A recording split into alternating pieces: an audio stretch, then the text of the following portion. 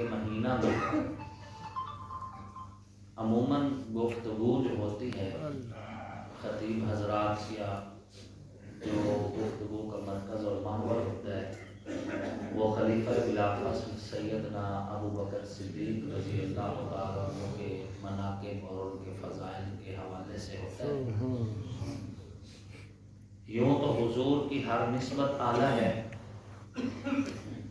آپ علیہ الصلوۃ والتسلیم کی نسبت جس زمانے کو ملی وہ زمانہ اعلیٰ ہے، جس علاقے کو ملی وہ علاقہ اعلیٰ ہے، جس یارانے کو ملی حضور کا یارانہ بھی اعلیٰ ہے، اور جس گھرانے کو حضور کی نسبت ملی حضور کا گھرانہ بھی اعلیٰ ہے۔ ہر ایک کی اپنی شان ہے، ہر ایک کا اپنا رتبہ ہے، ہر ایک کا اپنا مقام ہے، اور وہ رتبہ وہ شان اور مقام اللہ رسول بتا کے گئے ہیں۔ ارحم امتی بامتی ابو بکر، اشدہم فی امر اللہ عمر، اصدقہم حیاء عثمان، افضاہم علی۔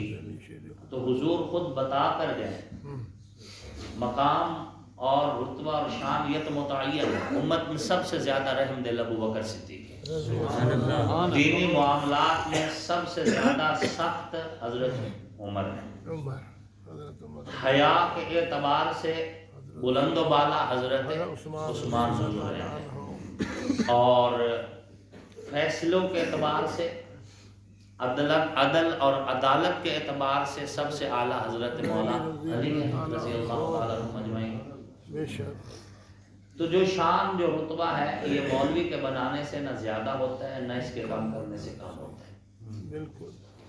ہمارے فرض کیا ہے اور ہمیں پڑھایا اور سکھایا کیا گیا ہے کہ حضور کے یارانے سے بھی پیار کرتے رہنا ہے اور حضور کے گھرانے سے بھی پیار کرتے رہنا ہے۔ ایک ہمارے جاننے پہچاننے والے ریٹائرڈ سیشن جج تھے، ان سے ایک بار بیٹھے بیٹھے گپ شپ ہوئی تو انہوں نے بڑی خوبصورت بات کہی۔ انہوں نے کہا کہ صحابہ کرام کو اتنا تو ضرور مان لینا چاہیے نا جتنا اہل بیت نے مانا ہے، جتنا ان کو اہل بیت نے مانا ہے اتنا تو مان لینا چاہیے، اور اہل بیت کو اتنا مان لینا چاہیے جتنا صحابہ نے اہل بیت کو مانا ہے۔ جب یہ سوچ آ جائے گی تو انشاءاللہ العزیز جھگڑا اور فساد ختم ہو جائے گا، کیونکہ صحابہ کرام رضوان اللہ تعالیٰ علیہ مجمعین کو اہل بیت نے تسلیم کیا، اور اہل بیت سلام اللہ علیہ مجمعین کو صحابہ کرام نے تسلیم کیا۔ حضرت ابو بکر صدیق رضی اللہ تعالیٰ عنہ جب خلیفہ وقت تھے تو حضرت مولا علی کرم اللہ وجہ اس وقت چیف جسٹس تھے، حضرت عمر رضی اللہ تعالیٰ عنہ خلیفہ وقت تھے، اور حضرت مولا علی رضی اللہ تعالیٰ عنہ خلیفہ اس وقت بھی چیف جسٹس تھے، حضرت عثمان ذو النورین خلیفہ وقت تھے، اور حضرت مولا علی اس وقت بھی چیف جسٹس تھے۔ تو ایک بات حضرت مولا علی کرم اللہ وجہہ کے دور خلافت میں کسی بندے نے حضرت علی رضی اللہ تعالیٰ عنہ سے پوچھا کہ آپ سے پہلے بھی تو 3 خلیفہ گزرے ہیں، ان کے ہوتے ہوئے آپس میں لڑائیاں نہیں ہوئی، آپ خلیفہ بنے ہیں تو ہماری آپس میں لڑائیاں شروع ہو گئی، اس میں وجہ کیا ہے؟ حضرت علی رضی اللہ تعالیٰ نے بڑا خوبصورت جواب دیا، انہوں نے فرمایا کہ ان کے مشیر ہم تھے اور ہمارے مشیر تم، ٹھیک ہے۔ ابو بکر و عمر عثمان کے دور میں ان تینوں اصحاب ثلاثہ کے دور خلافت میں مولا علی فرماتے ہیں کہ مشیر میں تھا تو کوئی جھگڑا فساد نہیں ہوا، اب میرے خلافت میں تم جیسے مشیر ہیں تو تم اپنا مشورہ جو ہے اس پہ توجہ دو۔ یقیناً حضرت مولا علی کرم اللہ وجہہ کی ذات جو ہے علم کے اعتبار سے، حکمت کے اعتبار سے، بصیرت کے اعتبار سے، بصارت کے اعتبار سے، زندگی کے اعتبار سے، سیرت کے اعتبار سے بلند ہستی ہیں حضرت مولا علی کرم اللہ،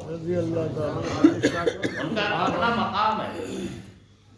دیکھیں وہ خلافت میں 4تھے نمبر پر ہیں، لیکن اس کا یہ مطلب نہیں کہ ان کی شان تھوڑی ہے، شان تو ان کی بڑی ہے، بعد میں آنے سے رتبہ کم تو نہیں نہ ہو جاتا.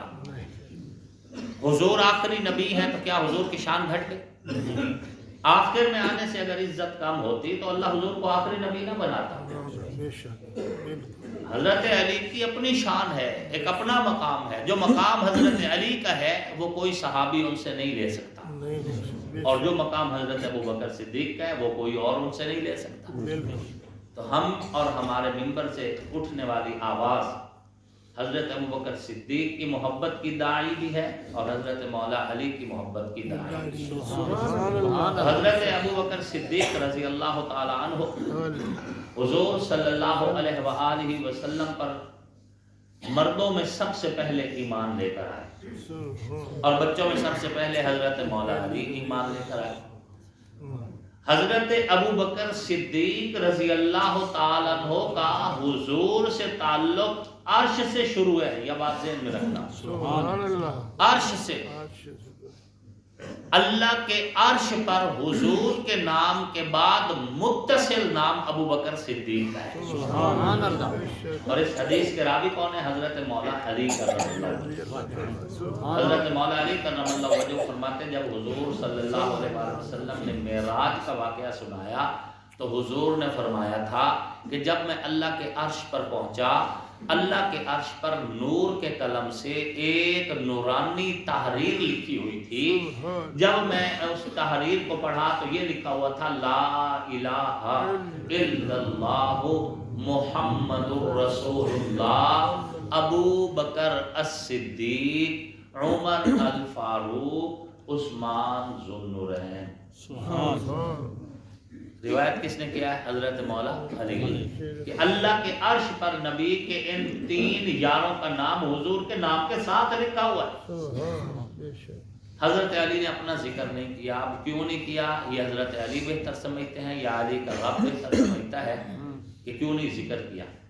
لیکن حضرت انس رضی اللہ تعالیٰ عنہ فرماتے ہیں کہ جب حضور نے واقعہ معراج سنایا تھا تو ساتھ یہ بھی فرمایا تھا کہ اللہ کے عرش پر نور کے قلم سے ایک تحریر نورانی اور بھی لکھی ہوئی تھی، اور وہ یہ تھی لا الہ الا اللہ محمد رسول اللہ وَأَيَّدْتُهُ بِعَلِيٍّ. ہم نے محمد کا تائید کنندہ علی کو بنایا ہے. سبحان اللہ. اللہ کے عرش پر جس طرح حضور کے نام کے ساتھ ابو بکر صدیق کا نام ہے، جناب عمر کا نام ہے، جناب عثمان کا نام ہے، اسی طرح حضرت مولا علی کا نام بھی لکھا ہوا ہے. سبحان اللہ. عرش سے تعلق ہے، فرش پہ نہیں بنایا گیا. اور حضور صلی اللہ علیہ وسلم نے فرمایا میں ابو بکر اور عمر ایک ہی مٹی سے پیدا کیے گئے ہیں اور ایک ہی جگہ دفن کیے جائیں گے. حضور صلی اللہ علیہ وآلہ وسلم کے بعد حضرت ابوبکر صدیق اور حضرت عمر حضور کے اکٹھے روضہ اطہر میں آرام فرمائے. لوگ کہتے ہیں کہ جی حضرت ابوبکر صدیق خلیفہ وقت تھے، زبردستی اپنی قبر بنوا لی روضہ رسول میں. حضرت عمر نے زبردستی اپنی قبر بنوا لی روضہ رسول میں. اللہ کے بندو زبردستی والا قبریں بنائی جاتی ہیں. پھر حضور کی جگہ اور اللہ رب العزت نے جسے جنت کا ٹکڑا حضور کے ذریعے سے اعلان کروایا ہو. روایات میں آتا ہے جب حضرت ابوبکر صدیق رضی اللہ تعالیٰ عنہ کی وفات ہونے لگی تو انہوں نے حضرت مولا علی کو بلوایا اور وصیت فرمائی کہ اے علی جب میں فوت ہو جاؤں تو مجھے غسل اور کفن اپنے ہاتھوں سے دینا. اور اے علی میری وصیت ہے کہ میرا جنازہ اپنے کندھوں پہ اٹھا کر لے جانا. اور اے علی میری وصیت ہے کہ حضور کے روضہ کے سامنے میرا جسم رکھ دینا اور اعلان کرنا کہ یا رسول اللہ آپ کا یار ابو بکر آیا ہے. اگر دروازہ کھول دیا جائے تو مجھے روضہ رسول کے اندر دفن کر دینا، اور اگر نہ کھولا جائے تو دیگر مسلمانوں کے ساتھ مجھے جنت البقیع میں دفن کر دینا. اور اے علی میرا دل ہے کہ جن ہاتھوں سے تو نے حضور کا جسم روضے میں اتارا انہی ہاتھوں سے میرا جسم بھی میری قبر میں اتارنا۔ سبحان اللہ۔ تو ابو بکر صدیق کو نبی کے روضے تک اٹھا کے لے جانے والا کون ہے؟ کون ہے؟ حضرت علی۔ حضور علیہ الصلوۃ والتسلیم کے ساتھ قبر میں حضرت ابو بکر صدیق کو روضہ رسول میں اتارنے والا کون ہے؟ حضرت علی۔ تو جب مولا علی کو کوئی اعتراض نہیں تو ہمیں کس چیز کا اعتراض ہے؟ یہی تو میں نظریہ پیش کر رہا ہوں کہ صحابہ کو جتنا اہل بیت نے مانا ہے ہم اتنا تو تسلیم کریں، اور اہل بیت کو جتنا صحابہ نے مانا ہے اتنا تسلیم کریں، تو الحمدللہ ایمان آپ کا محفوظ رہ جائے گا، ایمان محفوظ رہ جائے گا۔ حضور حضرت ابوبکر صدیق رضی اللہ تعالیٰ عنہ اپنے گھر میں تشریف فرمائے اور ان کی صاحبزادی جناب اما عائشہ صدیقہ سلام اللہ علیہا موجود ہے۔ حضرت ابوبکر صدیق سے پوچھتے ہیں ابا جان جب آپ لوگوں کی محفل میں بیٹھتے ہیں سارے لوگ آپ کا چہرہ دیکھتے ہیں اور آپ علی کا چہرہ دیکھتے ہیں، اس میں راز کیا ہے؟ آپ علی کا چہرہ دیکھتے ہیں، میں نے کئی بار دیکھا۔ تو حضرت ابوبکر صدیق رضی اللہ تعالیٰ عنہ فرمایا بیٹا میں نے حضور صلی اللہ علیہ وآلہ وسلم سے سنا تھا کہ علی کا چہرہ دیکھنا بھی عبادت ہے۔ میں ابو بکر علی کا چہرہ عبادت کی نیت سے دیکھتا ہوں، ادھر تو محبت کی بات چل رہی ہے، باقی یہ ترتیب اللہ رسول کی بنائی ہوئی ہے۔ قرآن کہتا ہے منہا خلقناکم وفیہا نعیدکم ومنہا نخرجکم تارۃ اخری، اسی مٹی سے ہم نے تمہیں پیدا کیا، اسی مٹی میں ہم تمہیں لوٹائیں گے اور اسی مٹی سے دوبارہ اٹھائیں گے۔ سبحان اللہ، بے شک بے شک بے شک۔ تو جہاں سے جس مٹی سے خمیر لیا گیا ہے اسی جگہ پہ دفن کیا جاتا ہے، قرآن یہی کہہ رہا ہے، فیصلے اللہ رسول کے ہیں۔ روضہ رسول میں ابو بکر و عمر کو جگہ اللہ اس کے رسول نے دی ہے، اور چادر تطہیر میں مولا علی اور سیدہ فاطمہ زہرا جناب امام حسن والحسین کو جگہ اللہ اور اللہ کے رسول نے دی ہے۔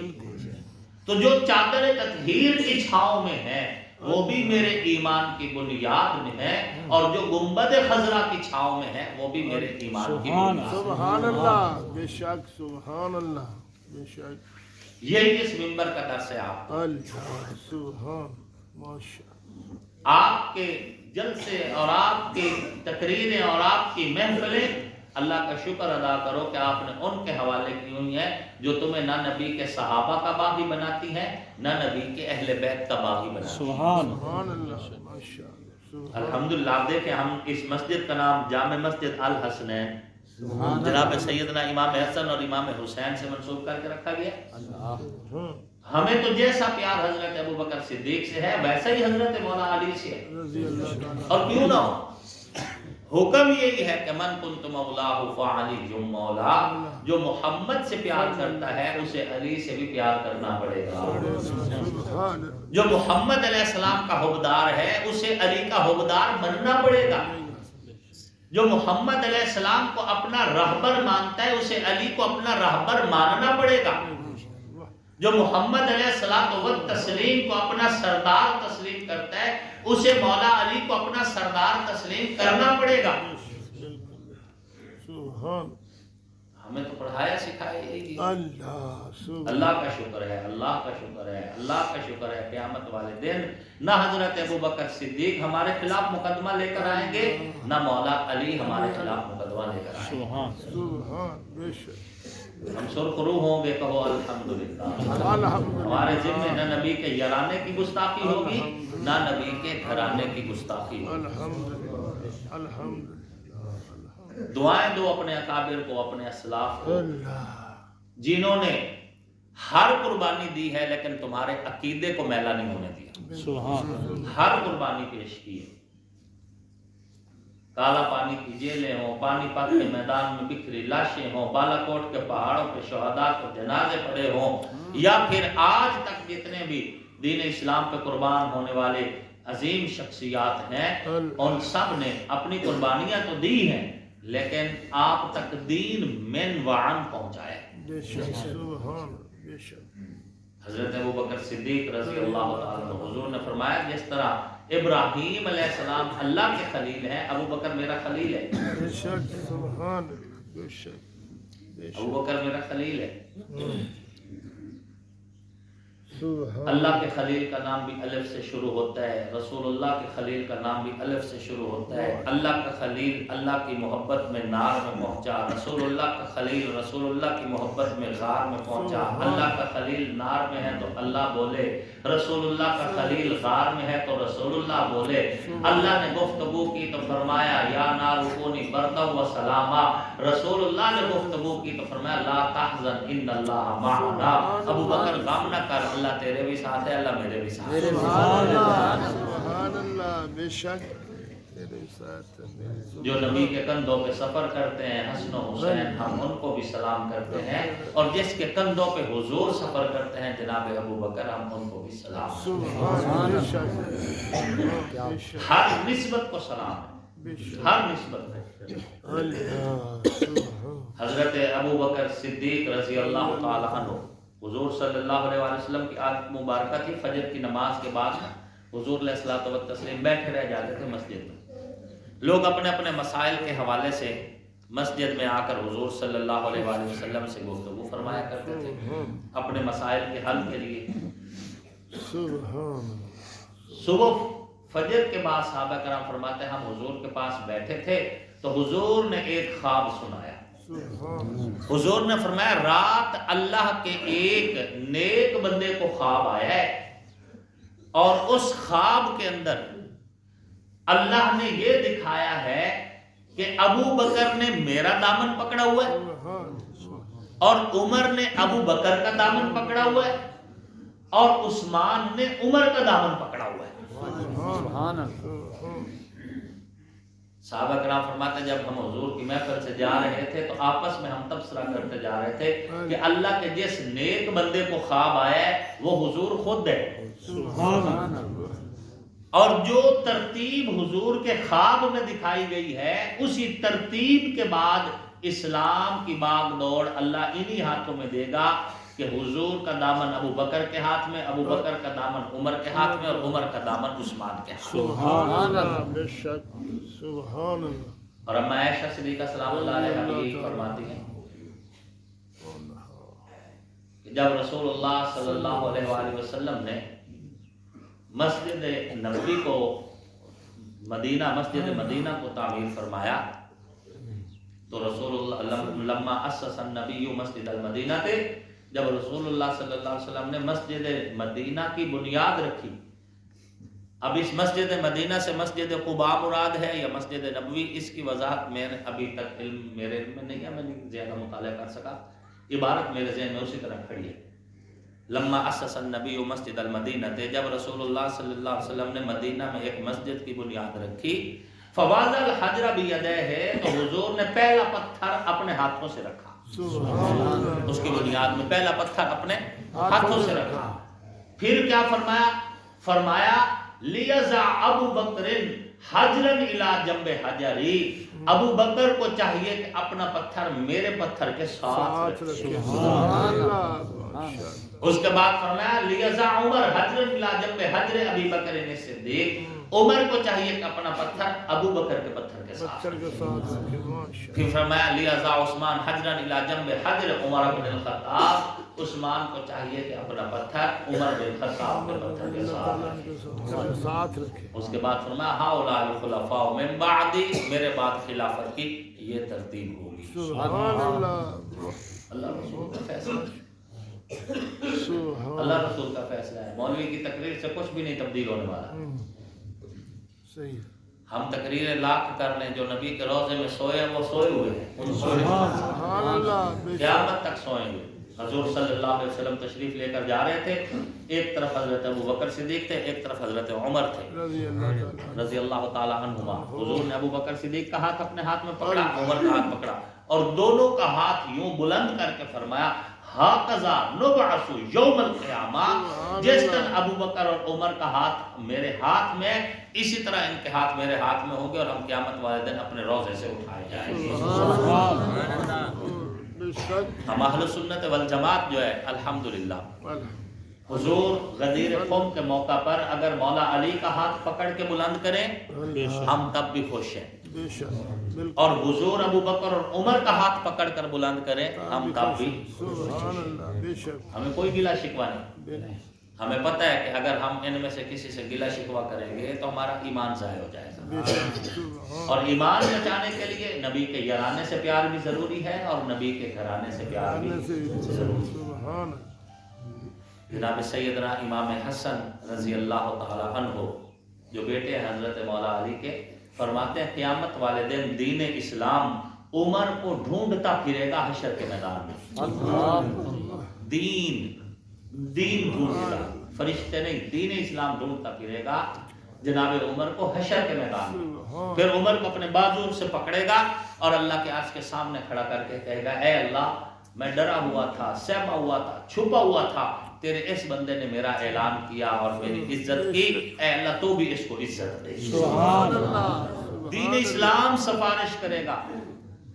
जनाब सैयदना इमाम हसन अल मुज्तबा रजी अल्लाह ताला अन्हु फरमाते हैं कि अभी लोग हशर के मैदान में खड़े होंगे कि फरिश्ते हजरत उमर को प्रोटोकॉल के साथ लेकर जन्नत की तरफ रवाना हो जाएंगे। सुभान अल्लाह बड़े मजे की बात यह है कि सहाबा की शान में अहले बैत रावी हैं और अहले बैत की शान में सहाबा रावी हैं। जिम्मेदारी से कह रहा हूँ कि सैयदा कायनात सैयदा बीबी फातिमा ज़हरा सलामुल्लाह अलैहा, उनकी मनकबत में, उनकी तारीफ में और उनके फजाइल में जितनी भी हदीसें आई हैं उनका 70% हदीसें अम्मा आयशा ने रिवायत की हैं। सुभान अल्लाह आप हैरान होंगे, रावी हजरत आयशा सिद्दीक़ा है।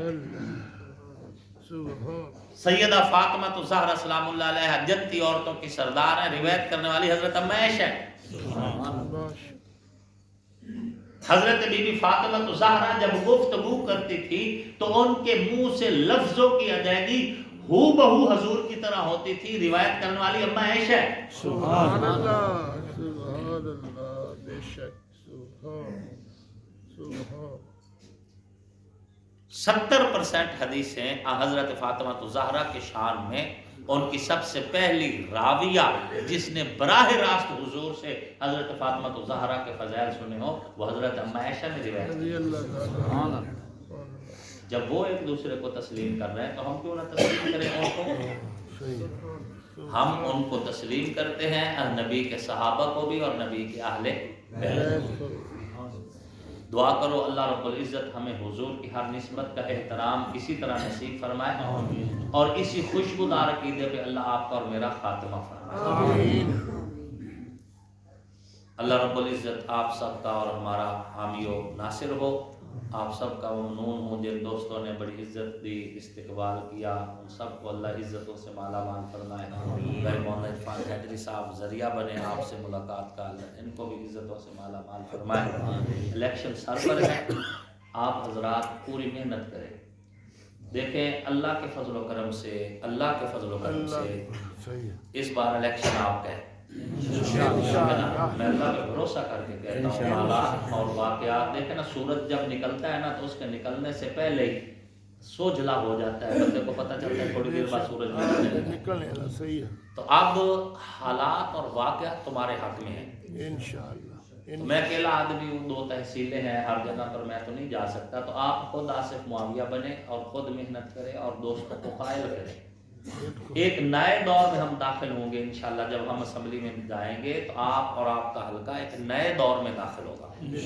हम नए दौर में दाखिल होंगे और यहाँ पर इंशाअल्लाह अज़ीज़ ये जो 1970 से हमारा जंग उजड़ा हुआ है, न सड़कें हैं, न अस्पताल हैं, न सोलंग, न नालियाँ, कोई काम तरक्याती ऐसे नहीं हुए जिनको फ़ख्र करके हम बता सके कि हम बड़ा उजला साफ शफाफ जंग लेकर बैठे हैं। उसके लिए हम इंशाअल्लाह दयानतदारी के साथ पूरी मेहनत करेंगे।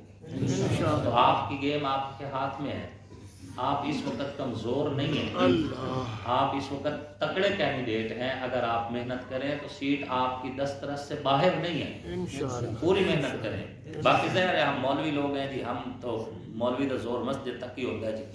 ہاں جی، تو ہمارا زور الحمدللہ ہم تو مسجد سے ہی بات کریں گے، دار اللہ مسجد میں ہی بیٹھ کے بے شک بات کریں گے. ہمارا سہارا تو مسجد ہے. بے شک جی بعض لوگ ہیں وہ جی دوسرا کیا نام ہے جی دین دے نام تے سیاست کر رہے ہیں. پاکستان بھی تو دین دے نام تے ہی بنیا سی. بالکل پاکستان کا مطلب کیا؟ لا الہ الا اللہ. تو دین کے نام پہ بنایا نا پاکستان. تو جو پاکستان بنا ہی دین کے نام پر ہے تو اس میں سیاست بھی اسی طرح ہی ہوگی. تو ہم تو الحمدللہ خدمت کا نام لے رہے ہیں آپ کو. ہم کہہ رہے ہیں کہ خدمت کے عنوان پر آپ ہمارے ساتھ چلیں انشاءاللہ. اللہ کرم فرمائیں گے. اللہ آپ کا اور میرا حامی و ناصر ہو، اور اللہ آپ کو ہم سب کو دنیا آخرت کی بھلائیاں اور عزتیں نصیب فرمائے. اس مسجد کو قیامت کی صبح تک تمام مسجد مدارس کو اللہ آباد اور شاد فرمائے.